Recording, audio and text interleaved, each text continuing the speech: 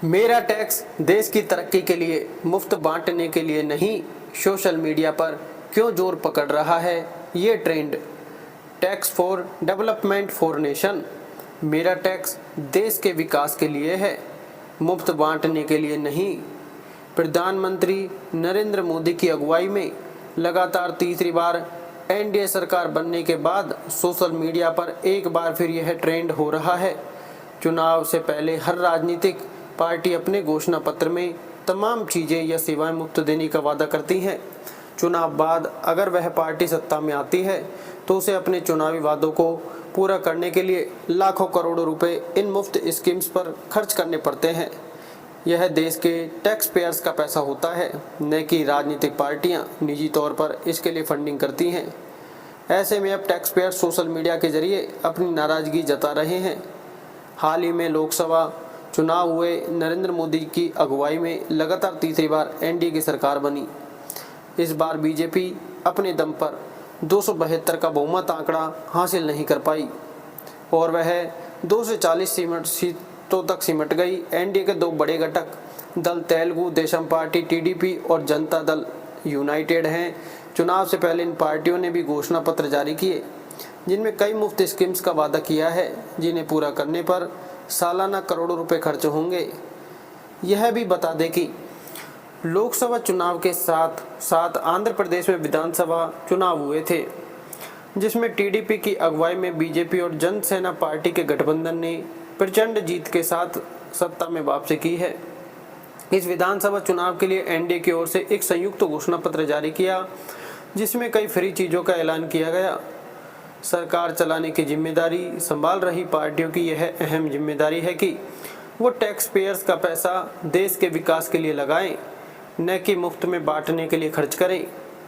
Bharatiya Janata party BJP ने लोकसभा चुनाव से पहले अपने संकल्प पत्र में फ्री अनाज स्कीम, मुफ्त बिजली स्कीम से लेकर कई वादे किए थे। बीजेपी के संकल्प पत्र में क्या है फ्री? मौजूदा लोकसभा में सबसे बड़ी पार्टी बीजेपी ने अपने संकल्प पत्र, चुनावी घोषणा पत्र में कई बड़े ऐलान किए, जिनमें मुफ्त स्कीम्स भी शामिल हैं।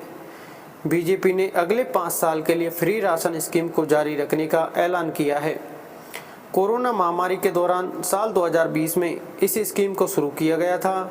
आयुष्मान भारत योजना के अंतर्गत 5 लाख रुपए मुफ्त इलाज का दायरा बढ़ाने के साथ साथ जन औषधि केंद्रों पर 80% डिस्काउंट के साथ दवाइयां उपलब्ध कराने का वादा है। साथ ही 70 साल से ऊपर का हर बुजुर्ग, चाहे वो गरीब हो, मध्यम वर्ग का हो या फिर उच्च मध्यम वर्ग से ही क्यों ना हो, उन्हें 5 लाख रुपए तक के मुफ्त इलाज की सुविधा मिलेगी। उज्ज्वला स्कीम में अब पाइप के माध्यम से घर घर तक सस्ती रसोई गैस पहुंचाई जाएगी।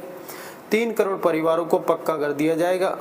इसके अलावा पीएम सूर्य घर मुफ्त बिजली योजना में सोलर के जरिए 300 यूनिट तक मुफ्त बिजली देने की बात कही गई है। यहाँ यह ध्यान देने वाली बात है कि इनमें कुछ स्कीम्स को सोशल सिक्योरिटी के नज़रिए से देखा जा सकता है, लेकिन कई स्कीम्स को फ्री की बजाय वाजिब कीमतों पर उपलब्ध कराया जा सकता है। आंध्र में एनडीए के घोषणा पत्र में क्या फ्री? आंध्र प्रदेश के विधानसभा चुनाव से पहले एनडीए के घोषणा पत्र को देखें तो उसमें भी कई फ्री स्कीम्स के ऐलान हुए। मसलन टीडीपी, जलसेना और बीजेपी गठबंधन ने बेरोजगार युवाओं को हर महीने 3,000 रुपये की आर्थिक सहायता का वादा किया है। एनडीए ने अपने मैनिफेस्टो को प्रजागलम नाम दिया था। एनडीए के यह मैनिफेस्टो टीडीपी के सुपर 6 और उनकी पार्टी के सन्मुख व्यूहम का एक कंसोलिडेशन है। टीडीपी के सुपर 6 घोषणा में महिलाओं को मुफ्त बस यात्रा, सालाना हर घर में 3 मुफ्त रसोई गैस सिलेंडर और स्कूल जाने वाले हर एक बच्चे को 15,000 रुपये सालाना देने का वादा किया गया है। दरअसल जब भी सोशल सिक्योरिटी की बात करते हैं तो आमतौर पर हम विकसित देशों से तुलना करते हैं, जबकि टैक्स पेयर्स की संख्या के हिसाब से देखें तो भारत में यह संख्या करीब 1% है, जबकि विकसित देशों में 40% के आसपास या उससे भी ज़्यादा है। मुफ्त स्कीम्स पर क्या कहते हैं experts? Global tax payer trust के चेयरमैन मनीष खेमका कहते हैं, हर बार की तरह इस लोकसभा चुनाव में भी यह बात स्पष्ट है कि मुफ्तखोरी अब एक राष्ट्रीय बीमारी या कहें महामारी का रूप ले रही है। लोकतंत्र का यह सबसे बड़ा भ्रष्टाचार है जिसे तत्काल बंद किया जाना जरूरी है। समय के साथ राजनीतिक पार्टियों ने मुफ्त ऐलान का तरीका भी बदल लिया है। पहले प्रत्याशी अपनी जेब से पैसा शराब बांटकर चुनाव जीतने का प्रयास करते थे। आजकल राजनीतिक दल मेहनतकश करदाताओं की गाड़ी कमाई को लुटाकर सत्ता हासिल करने की कोशिश करते हैं। मतदाताओं को तमाम प्रकार के मुफ्त प्रलोभनों की घोषणा पार्टियां विधिवत अपने घोषणा पत्र में करती हैं। उनका कहना है इसके लिए संविधान में संशोधन करके सभी राजनीतिक दलों के लिए समान और जवाबदेह नियम और कायदे कानून बनाने चाहिए। सरकारी खर्च यदि संसाधनों के अनुरूप हो और गरीबों को सहारा देकर उत्पादकता बढ़ाने वाला हो तो ठीक है, अन्यथा मुफ्त उपहारों को सख्ती से बंद किया जाना चाहिए। खेमका कहते हैं आमतौर पर हम सोशल सिक्योरिटी की बात करते हैं और उसकी तुलना विकसित देशों से करते हैं, लेकिन इसमें हमें एक फैक्ट यह भी देखना चाहिए कि विकसित देशों के मुकाबले हमारे यहाँ टैक्स पेयर्स की संख्या कितनी है। भारत में डायरेक्ट टैक्स पेयर्स की संख्या करीब 1% है, उसमें आधे से ज़्यादा टैक्स फाइलर हैं। दूसरी ओर हम अमेरिका की बात करें तो वहाँ डायरेक्ट टैक्स पेयर्स की संख्या 40-50% के आसपास है।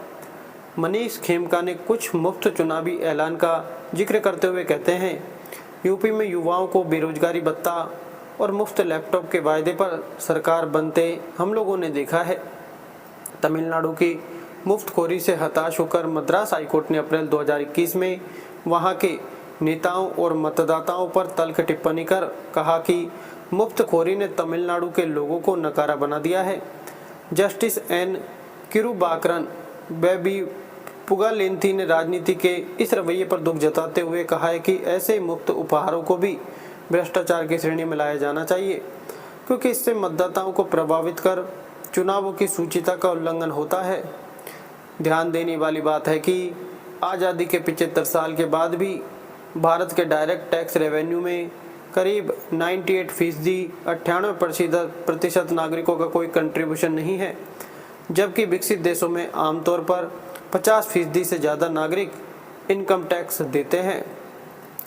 मुफ्त स्कीम्स पर क्या कहते हैं पूर्व वित्त सचिव भारत सरकार के पूर्व वित्त सचिव सुभाष चंद्र गर्ग का कहना है देश का केंद्र सरकार के लेवल पर बजट का 50-60% पैसा टैक्स और बाकी विनिवेश व नॉन टैक्स इनकम से आता है। सरकार करीब 40% कर्ज लेकर खर्चती है। मोटे तौर पर केंद्र सरकार के बजट का 50% टैक्स पेयर्स देते और बाकी 50% नॉन टैक्स रेवेन्यू से आता है। टैक्स पेयर्स ही सारा खर्च उठाते हैं, ये गलत है। हमें पब्लिक फाइनेंस की व्यवस्था को समझना चाहिए। पब्लिक फाइनेंस की व्यवस्था में पब्लिक गुड्स एंड सर्विसेज जैसे कि defence, law and order, health, education, इन सब चीज़ों के लिए टैक्स पेयर से टैक्स लिया जाता है। यानी पब्लिक फाइनेंस एंड सर्विसेज के लिए पैसा टैक्स पेयर से लिया जाता है।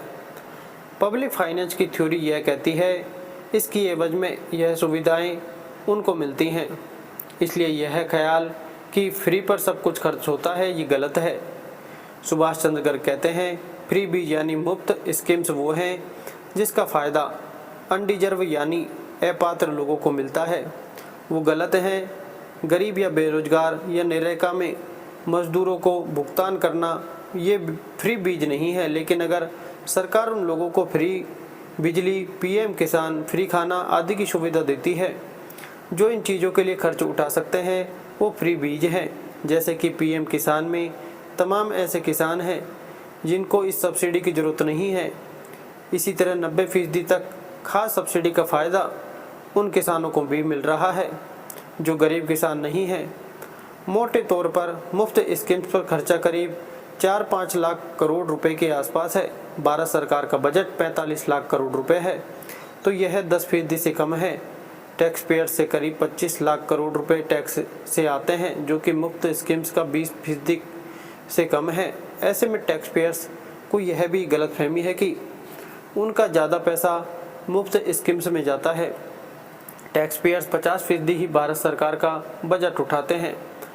इस तरह मुफ्त स्कीम का बजट 15-20% से ज़्यादा नहीं है।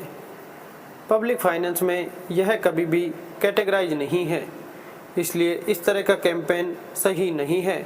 अच्छी अपडेट और वीडियो अच्छी लगी हो तो वीडियो को लाइक, चैनल को सब्सक्राइब जरूर करें। धन्यवाद।